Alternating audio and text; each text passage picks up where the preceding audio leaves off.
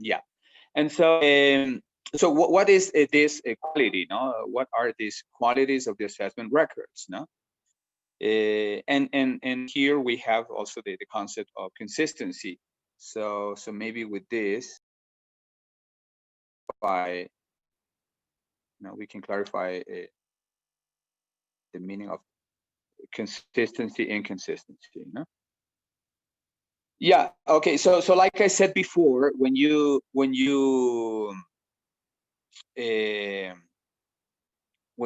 to have an assessment record, you want to be sure that this is a reflection. Well, I use the word reflection.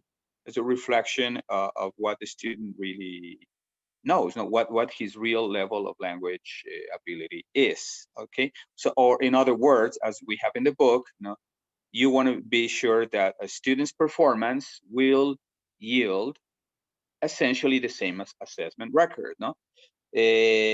Regardless of when or where or how this assessment is administered, and also irrespective of which particular assessment tasks the students are given. No? So in other words, you want to have some kind of uniformity. No? That would be the word. No? Or in Spanish, queremos que estos records tengan un carácter de uniformidad, no? That they are consistent, no? Across the different aspects, okay, of the procedure, and also when you're doing different assessment tasks. No? Right. Of course, this concept is kind of ideal, no? Because there is always a margin, no? There's always room for inconsistency, and there's room for mistakes, and there's room for different appreciations. Y también there's room for biases, ¿no? A veces esto de tener ya uno un prejuicio elaborado also, it can be another factor, no, that may affect the student's performance. Okay, so with this, said, then definition of a consistency is, as you can see there, the degree to which students' performances on different assessments, no, for example, different tasks, different scorers, raters, okay, of the same area of language ability yield essentially the same assessment records. No? Okay. Now, even in the best case scenario, no, that you do everything by the book, no, you do everything carefully, no, considering all aspects and anticipating problems, but still, even the most perfect record is subject to some inconsistency. No? And this is because there are always potential sources of inconsistency. No? As we saw in the introduction on the first page, no, some of these factors include, for example, differences in the way that you assess, no, that the assessment is administered, differences in the assessment tasks, in the student's performance, in the number of the students, in the day of the maybe the day of the administration of the quiz, or if another teacher is administering the quiz, etc. No?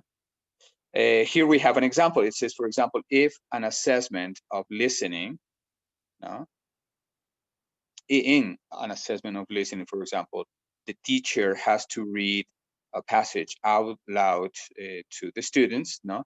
Then different teachers or different administrators may have different voices, I mean, different speeds, different levels of clarity or pronunciation or intonation, or one of them may be sick and he can't really speak out loud, no? So these different levels of digamos, these different conditions will affect the students. Different kinds of test tasks, for example, no? if you do multiple choice, short answer, presentations, compositions, etc. No? And also there may be difference in the way that students' performances are reported or scored. No? For example, if it's verbal or written, no, usually verbally is more. I mean, it's a friendlier way. No, written is usually, I mean, more dreadful. Students are really are sometimes reluctant to write. So all of these factors are potential sources of inconsistency.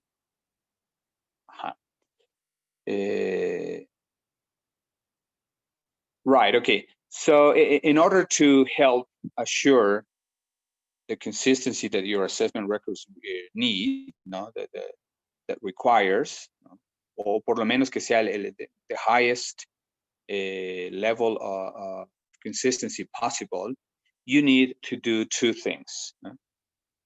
Two things. Oh, yes, over there. That's where we are. Okay. So one, identify the specific possible sources of inconsistency for your particular assessment. So the teacher, you have to be very knowledgeable of what is happening around you. What are those things that may affect your students' performance? What are those things that the students are concerned with? You know? You have to learn from past experiences. What happened when you did the same task, but orally, and then you decided to do it in a written form. And so, or what happened when you did it early in the morning and students have had plenty of time, or when you did it in the last hour when the students have only 20 or 25 minutes, no? And they're tired, no? And so you have to identify and anticipate these problems. And second, specify the ways in which you can try to minimize, or you will try to minimize the effects of these sources of inconsistency on your assessment records. No? Now, of course, the question here is how you can identify possible sources of inconsistency. How can you identify? So one, of course, one source of inconsistency is the way that the assessment is administered. No? If you do it at different times, no? Of course, if you're going to do it to different groups of students, no? Maybe the same level, but different students, but you have one class in the morning, one in the afternoon, for example. If you're going to have other teachers helping you or covering you, okay. So, for example, here you can identify that if students are going to do the quiz with another teacher, probably they are going to feel less confident. No, they are going to be afraid to ask the teacher questions. No. And in math, for example, if they know that the other teacher is someone that they consider very serious, or someone they've never seen, and so you have to in a way anticipate those things. And we're going to see in the next paragraphs that there are ways in which you can make the impact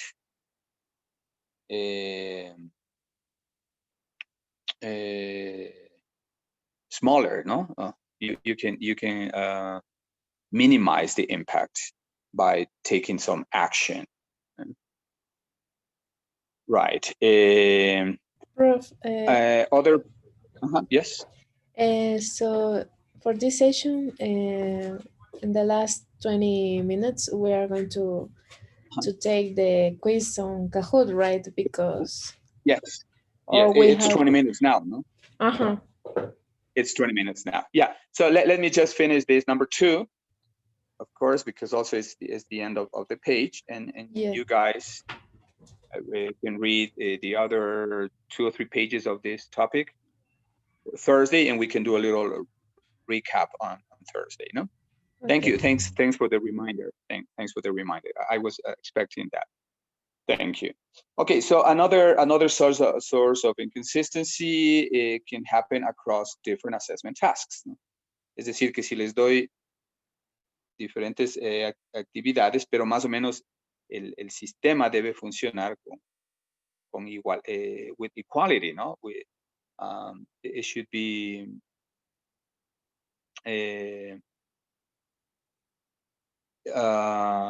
like I use the word uniform, no? There should be some kind of uniformity, even if you choose different tasks, no? Different tasks. Well, of course, no? To guarantee this, there's some work, no? In, for example, you would have to be very careful in explaining, in modeling, in class, in advertirles, no? That we're gonna do such and such this, we're gonna vary the type of tasks. The students are going to need some training, some time, to process all this. And so hopefully, after some assessments, after some time, you will have minimized the impact, which is the ultimate objective. And so inconsistencies we can find in the types of assessments, and also in the input or information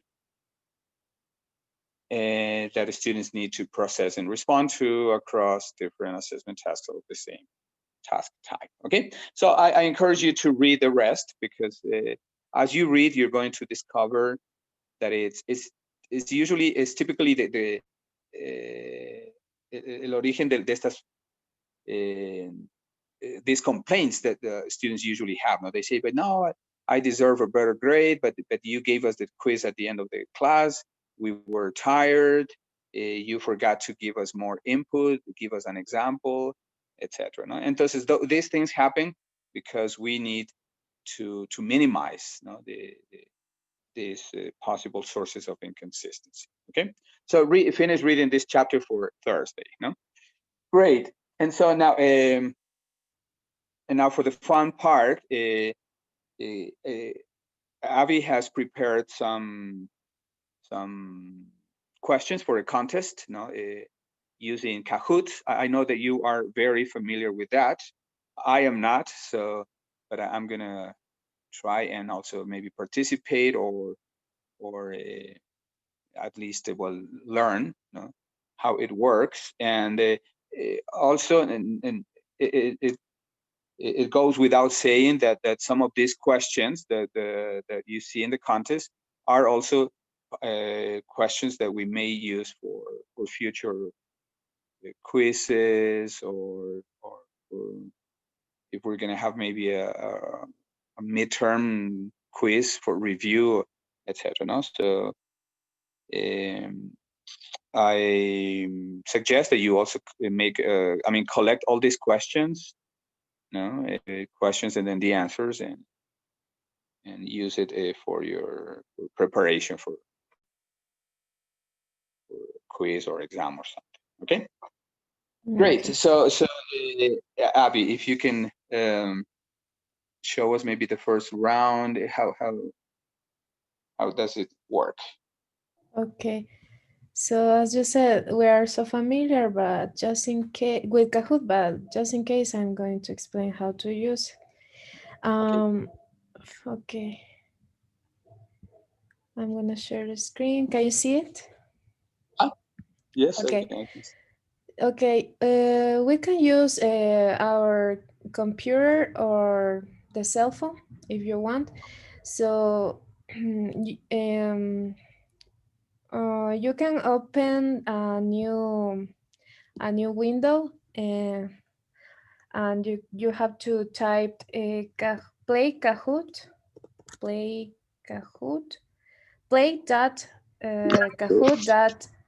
Kahoot.it, as you can see. Also, I can copy and paste on the chat. Yeah, great. Maybe that's better. Okay. So we all have to be connected to the same page, no? Yeah.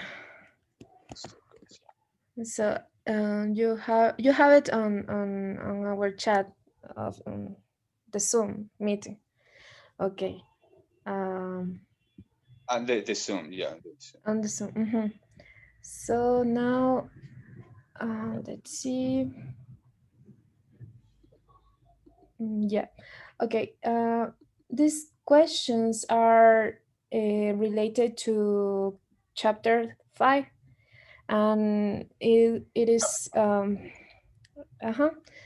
We will have all 8 questions. So let's play now.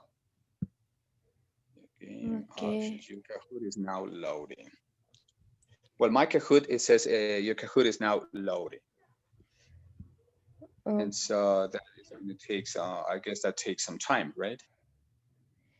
no, because you have it is supposed to appear a box where you have to type the code that I will give you in a moment. Maybe try Where do I to enter that type code? try to type Kahoot again. Let me see. Maybe it's because my Kahoot my account is opened, so that's why I can't. Let me see.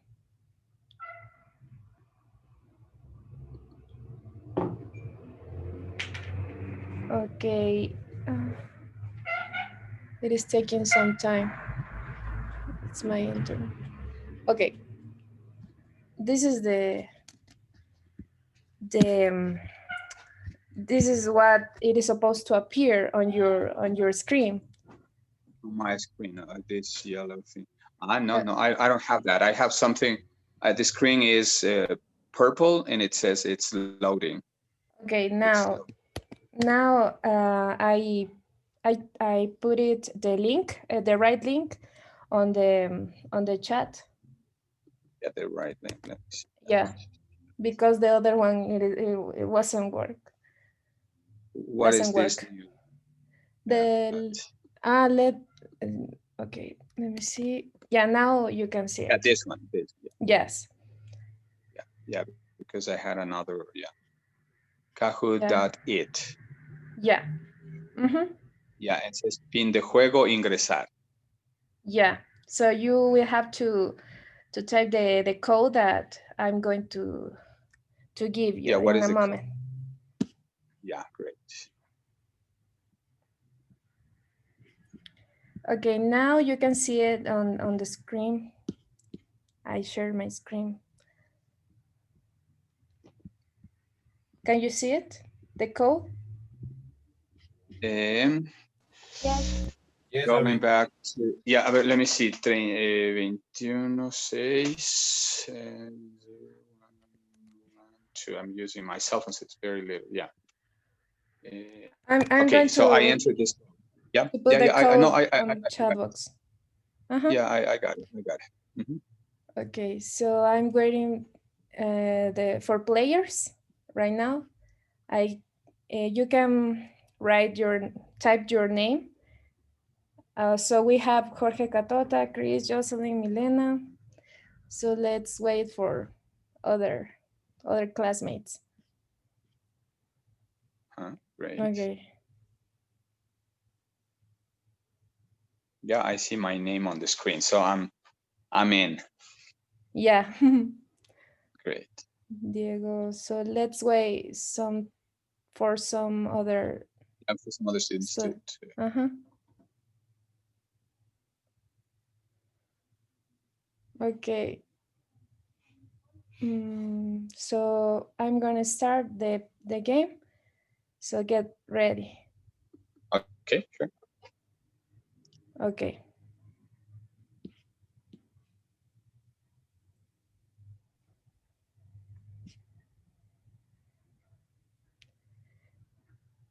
Now here is the question, and you have to choose the correct color that is about what you think it is the correct answer.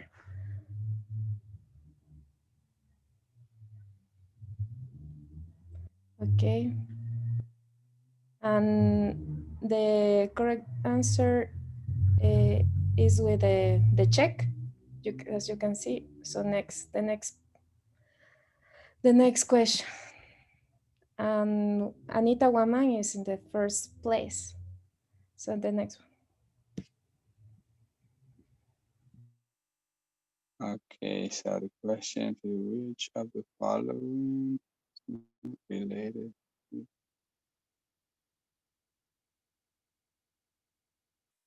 It's difficult to see here on the phone, yeah, but Yeah.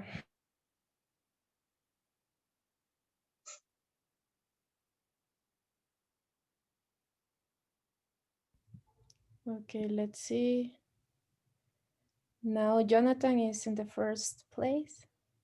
So great. yeah. And so you get the statistics, no? Yeah. That's how it works, no? How Exactly. many students answered correct or incorrect? Great, great. Can I ask you to please read the question for me, because I'm using my cell phone and it's a very small one. Okay. And so I find it difficult to read, Okay. and it's the first time that I'm playing this. Okay. Jonathan is in the first place. So the next one, it says, what are formative decisions? This kind of decisions belong to medium and high stakes methods that teachers use to conduct in-process evaluation, made at the end of a long period of time, used to conduct in-process evaluation of students. Okay. Because there is a limit time Time also. to answer. Yeah, yeah. That is the Yeah, yeah. the challenge. Yeah, that's a challenge. That's a challenge. So it's a real contest. No? It's a real contest. Yeah. Interesting, interesting. Yeah. So the next one, what are summative decisions? What are summative decisions?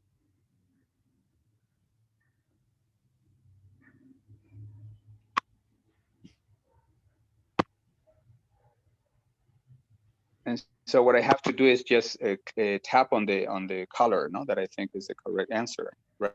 Yeah, according to what you see on my the screen, on my screen. Yeah, Yeah. most people answer. 14 Correct. students answer that is number one, that is the red color, and that's the correct answer. Yeah, the red color in this case is the correct answer, and the majority of the classmates answered correctly.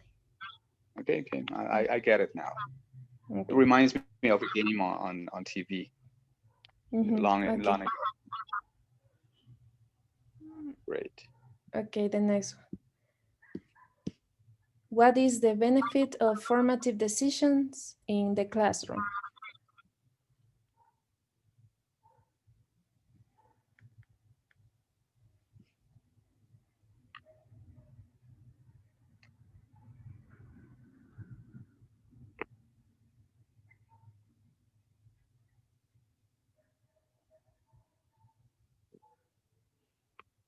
Okay, improve instruction and learning will be made by the teacher and the student. Okay, the next one.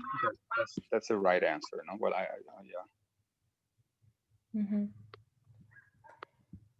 And the scores here are given for the correct answer, and also responding to who is the fastest. No, I mean, yeah, how fast the they fastest. Fastest gets more points, even if all of them are, all of others are correct. The one that gets more points is the first one. No, but it needs to be correct. Of course, exactly. Assuming that the answer is correct. Yeah. Great. I missed this last one. I missed this last question. What is equability? Equability. Jonathan Carwa is still in the first place. Still, yeah, leading now. Okay, the next one. The last one. Yeah, how about true or false? Yeah, true or false. What was the question, please? These are specific actions that the test developer or test user takes in order to help make decisions after the assessment. So true or false? Are decisions. But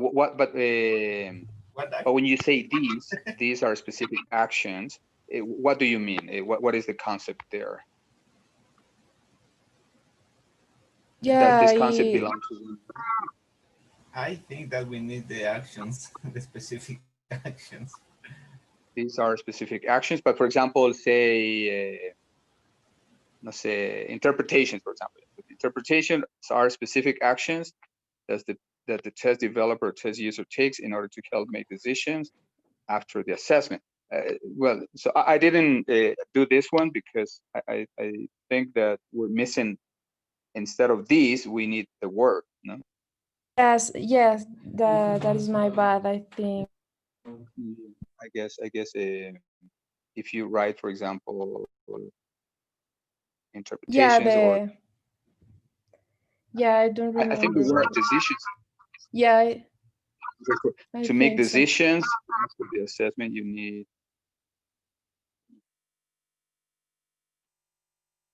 Yeah. I think interpretations are specific actions. Well, we're missing that word. Yeah, but please, great. That was the last question, right? The last question here. Yeah, the last question. Okay, so let's see who's the winner. Yeah, great. Oh, the winners. Jorge Catota in the third place. Very good. Jocelyn in the second one. Jonathan Carwa is the winner. You get all the statistics and everything. Yeah. Great. Very good. Congratulations, Jonathan. You're a good player. Yeah, you were right. 6 out of 6 out of 8 questions. 6 out of 8. Yeah, that's a high rate.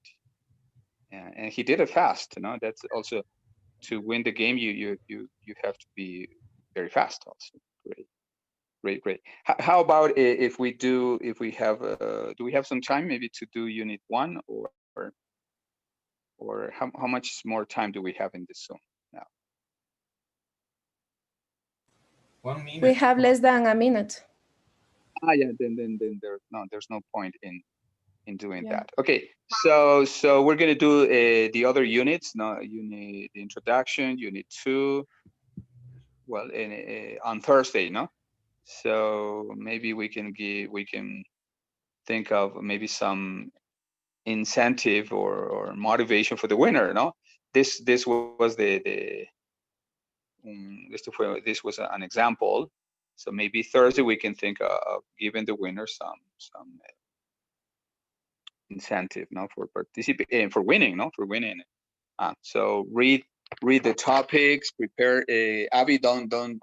Well, you can't participate because you know the answers, but prepare this game for Thursday, no? Yeah. Thank you very much. And so I'll see you then on Thursday. No, read everything about assessment records, and then for next week we finish all the